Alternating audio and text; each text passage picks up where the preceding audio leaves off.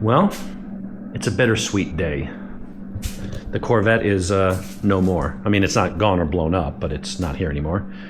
Decided as a cost-cutting measure, starting to think about retirement, and I love the C8, but goddamn is that thing expensive. So, traded it in on something a bit more useful, a bit more practical, and we'll go over the specs real quick and what I got and all that fun stuff. So, what do we have? We have a 2026 Colorado Trail Boss Edition. So they've changed up their lineup a little bit in that it used to be like with the Silverados, you had your work truck, custom LT, Z71, then the Trail Boss. Here, the Trail Boss is actually a lower trim level than the Z71, but it's interesting how they did it. So what they've done is it's more of the LT. So the inside is a little bit more Spartan, utilitarian. It's not as posh, but the outside and the powertrain and the motor and all that stuff is the same out of the Z71. It's got the higher state of tune, so it's 430 foot-pounds of torque out of the 2.7 liter turbo, which used to be an upgrade. You could get the extra power package. That's now standard on all of these for 2026. It's got the bigger wheel and tire package and a lot of freaking ground clearance down there. And it's all blacked out with the nice wheels and rims. We'll go a little close up and kind of go around the vehicle in a second here, and then we'll go inside and see what we like and don't like. But it's got the upgraded suspension. It's got the 2-inch factory lift. Your approach angle, if you see the motor, the wheels are way forward than they used to be. And if I were to remove that plastic air dam that's there kind of for fuel efficiency to give a little bit better aero, I mean, you're almost talking Jeep approach angle on this new truck. So it's a very capable high-low range gearbox, drive modes, all that cool stuff.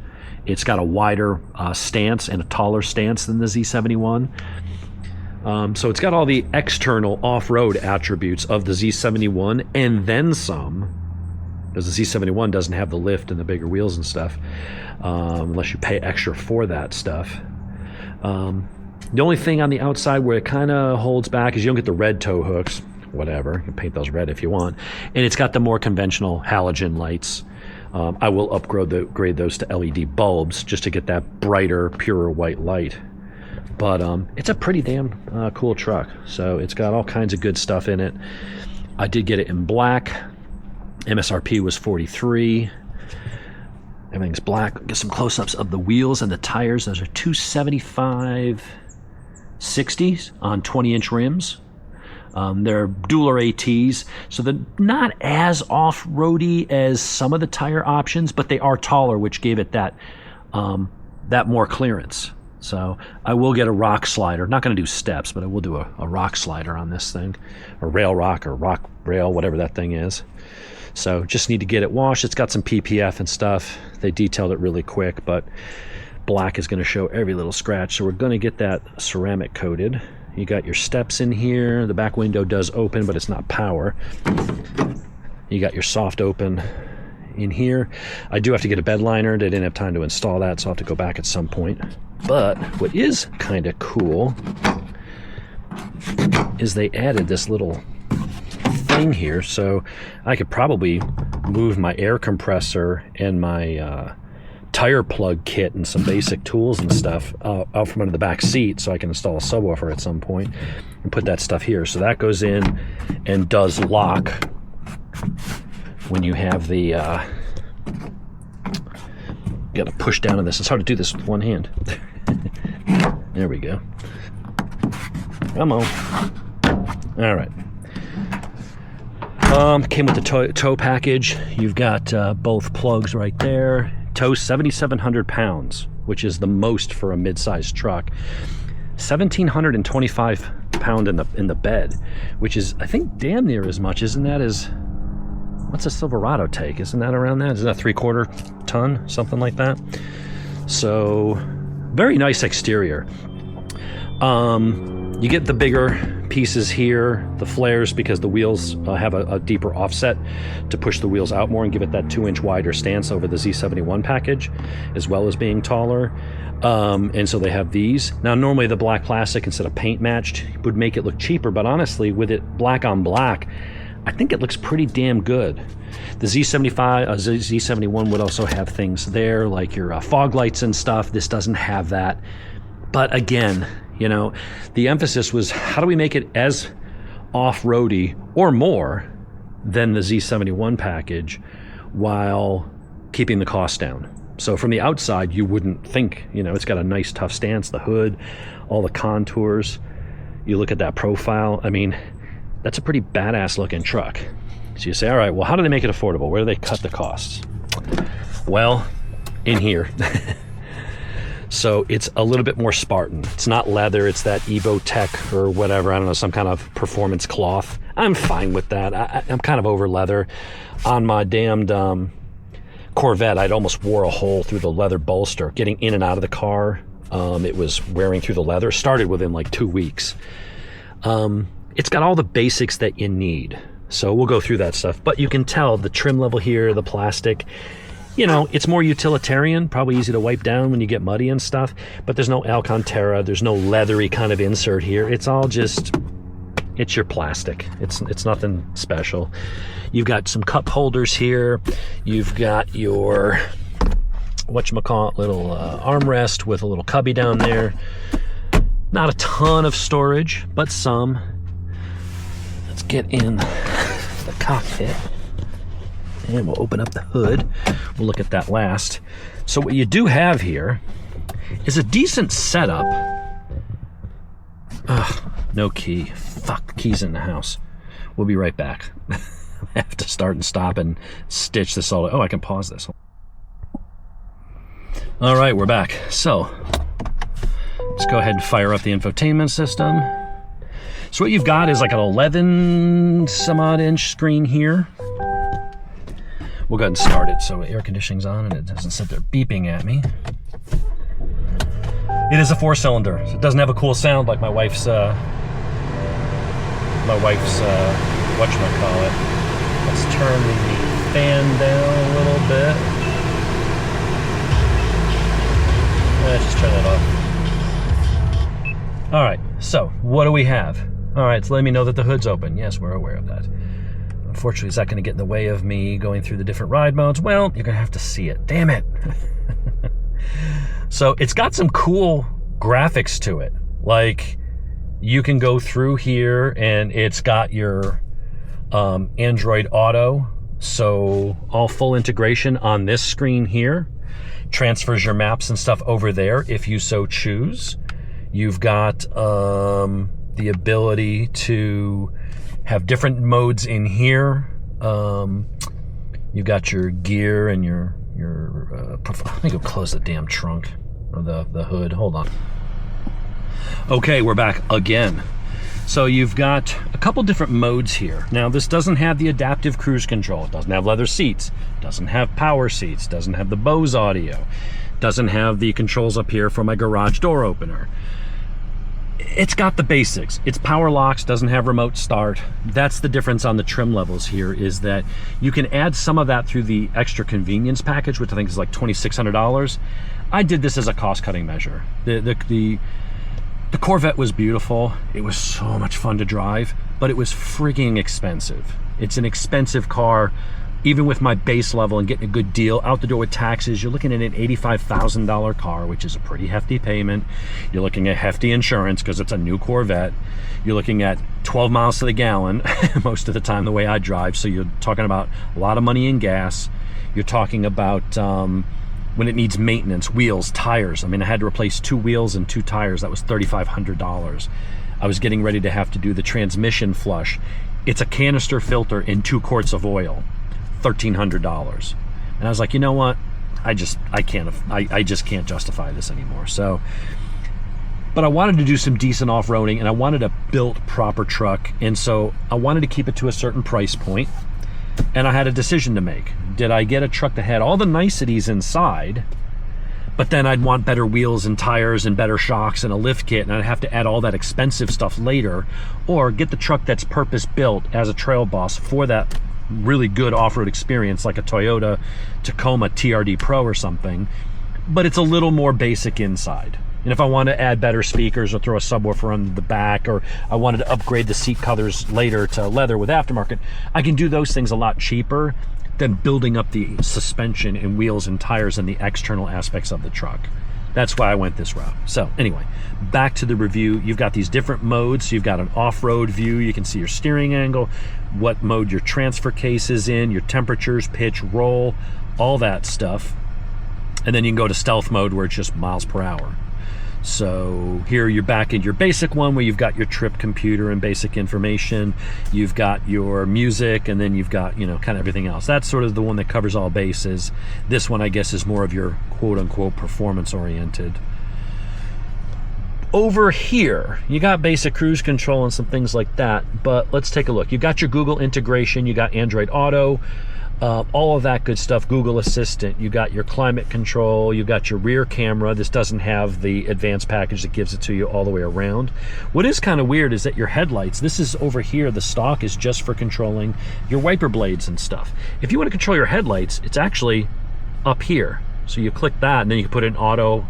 I mean, when you pull this lever, it does do your high beam dip, but you can put it where it's auto, and auto dims the headlight, the high beams when it senses cars coming at you. So that's kind of cool.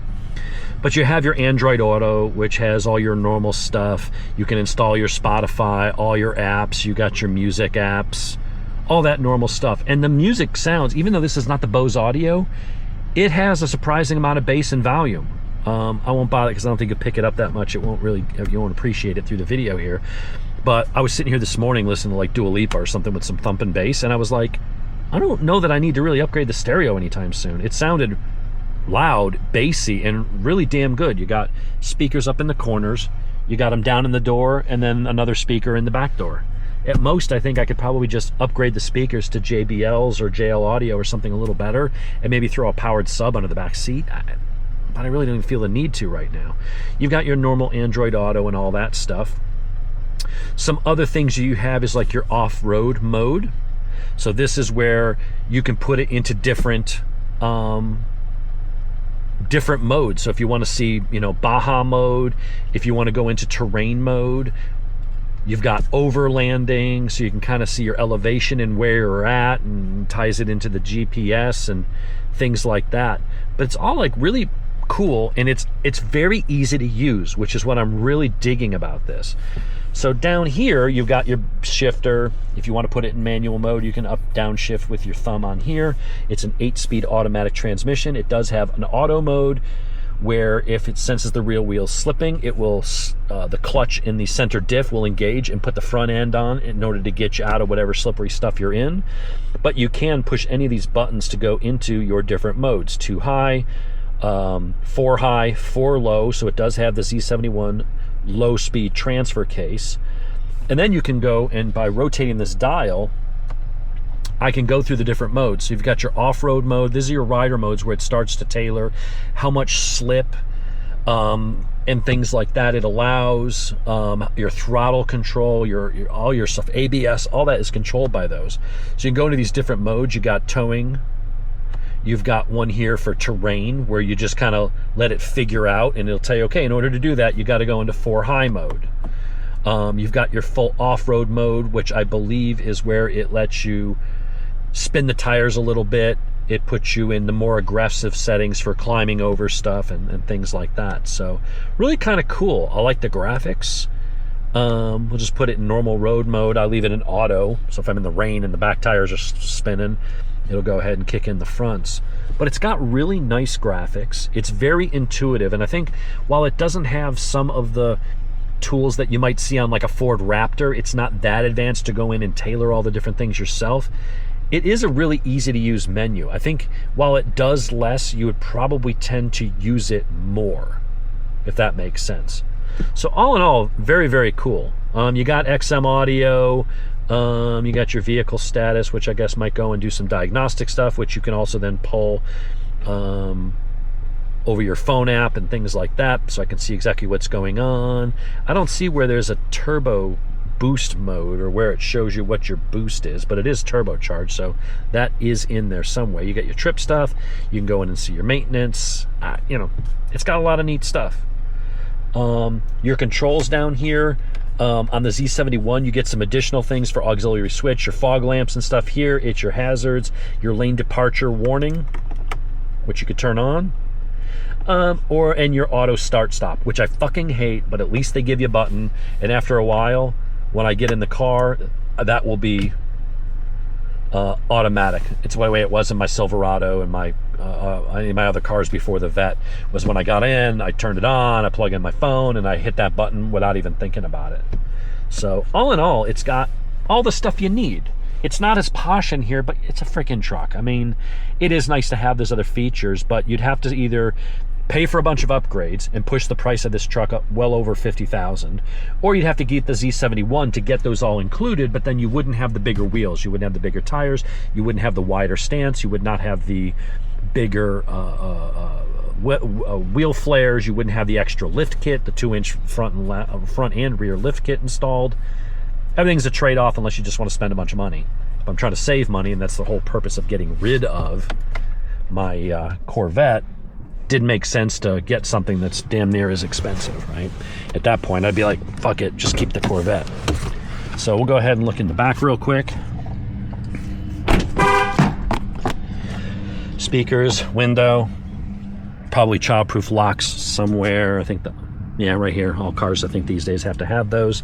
In the back, again, just really basic. You can adjust the headrests here. Apparently I got a little piece of something they forgot to remove. We'll get that later. I don't know if the back seats fold forward this way, but they do right here fold up. So let me try this. So under there, I got a small fire extinguisher. I've got a good tire plug kit. You got your jack, you got your lift, lug nut removers, all that stuff. I've got a good, whatchamacallit here, an air compressor with a decent pressure gauge on it, all electronic that plugs in. This thing does have somewhere in here a 120 volt inverter plug. It doesn't have any USB ports in the back. Again, that would come with the technology extra package or the Z71 that gets that automatically. I don't know where it is. I'll have to read the damn manual. But somewhere in here it does have that. You've got your rear window defroggers, and in the back you can open it, but it is not automatic like it was in my Z71 packages. So they cut some corners, but not like in a bad way. You know, it's utilitarian, but it is comfortable. It did come with the upgraded WeatherTech style floor mats. The stereo sounds good. The technology package is adequate. It just doesn't have some of the bells and whistles inside. What it does have is a really awesome exterior and off-road capability. Those are some big tires. And these are now 6-lug wheels. These wheels will pop onto a Silverado, and the Silverado wheels will pop onto this. So if you had a Silverado, you wanted to go to the smaller Colorado, and you had a nice set of wheels, you can swap them over. So not a bad setup. So let's open this. How am I going to do this with one hand? Hold on a second. This camera's going to be facing the sky because this doesn't have the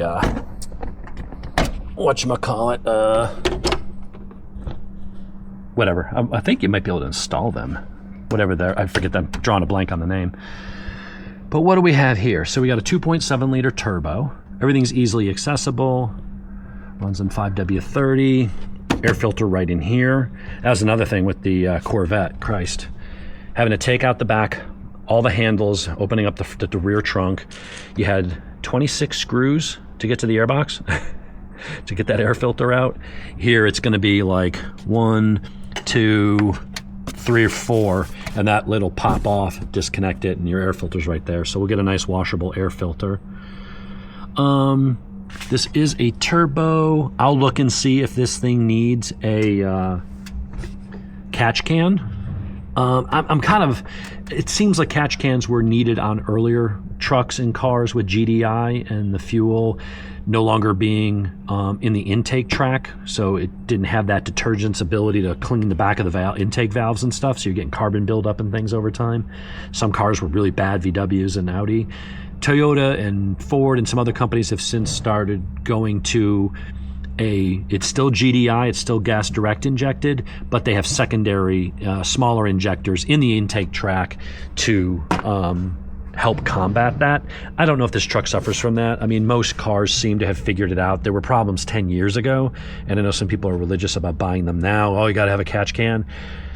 After 6 months, look, there was this much oil. It's like, yeah, but would it really have hurt anything? You know, I mean, it looks good and it sells $300 catch cans, but I'll look and see if it's a known issue. If it's not a known issue on these, I'm not going to worry about it. What I do like about 2026 was up to that point, they were all the 2.7 liter inline four turbos that were making 310 horsepower, but they were only making 292 torque. Unless you went to the dealer and paid for their performance tune, and the dealer would put in a tune which did something with the boost, and you would get, instead of 392 foot-pounds of torque, I think I said 292 before, I meant 392, it'd bump you up to 430 foot-pounds of torque. And that was the tune that was used in the Bison. Now that motor also had some forged internals that were stronger and a little bit beefed up.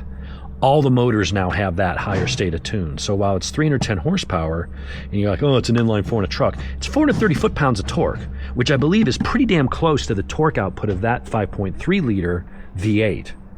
So this is an engine that is actually used in the new Silverados. This is a full-size truck powertrain, and if it holds up in the big truck, it should hold up in a smaller truck that weighs a lot less. So that's my thought. Easy access to everything. Your battery's right here. I guess you've got fuses and things like that. I mean, so much easier. Again, the Corvette was a pain in the ass to get to things. Everything was tucked away with a mid-engine design. Not easy to do stuff yourself. This should be a breeze. It was literally like a 2-hour thing. By the time you get it out and wash it, I can go and get this airbox out and get that filter out in probably less than 5 minutes. Wash it, replace it, whatever.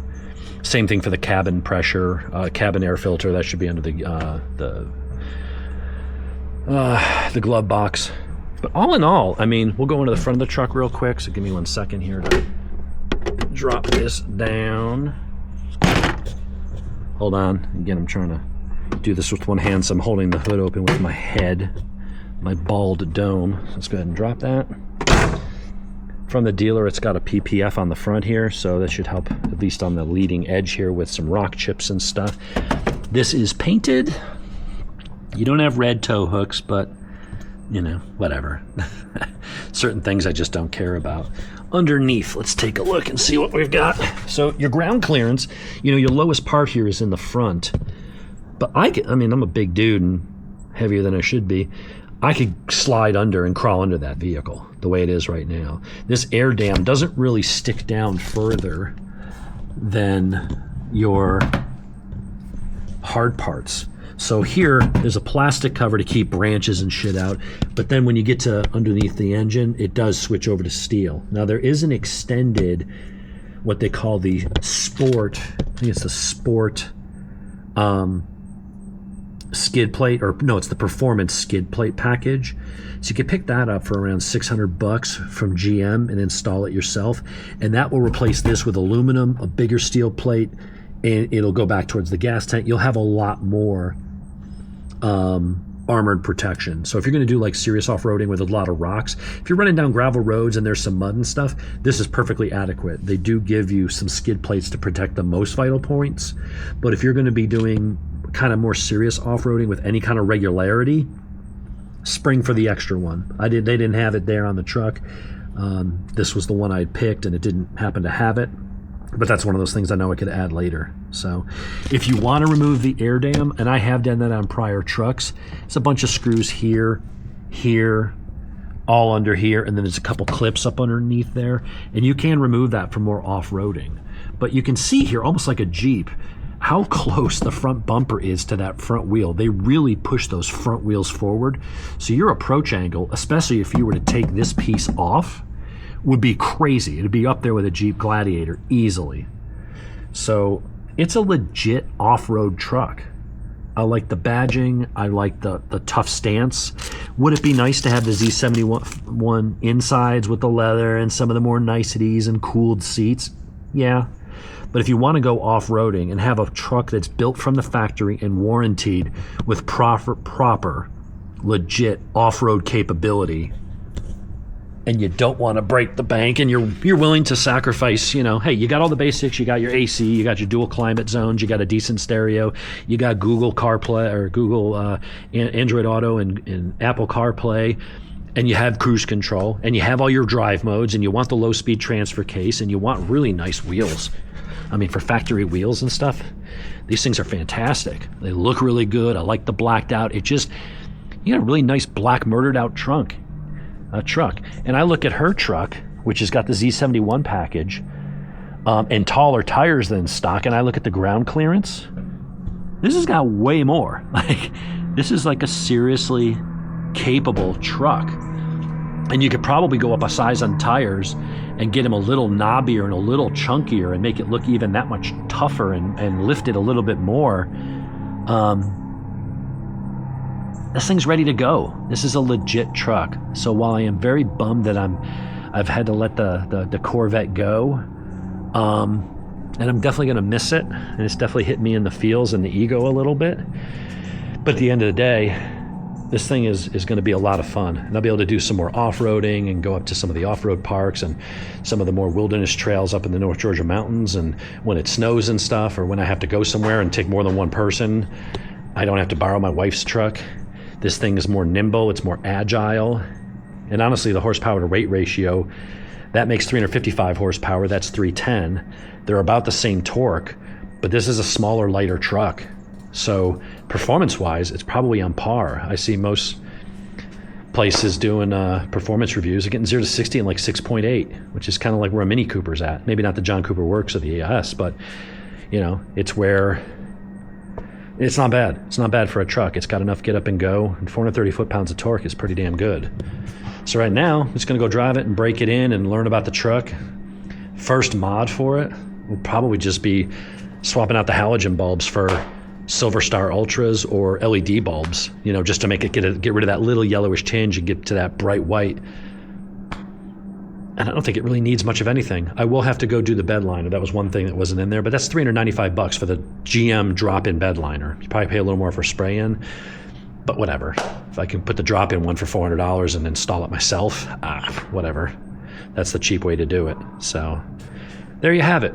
A very capable, serious, mid-size off-roader that doesn't break the bank.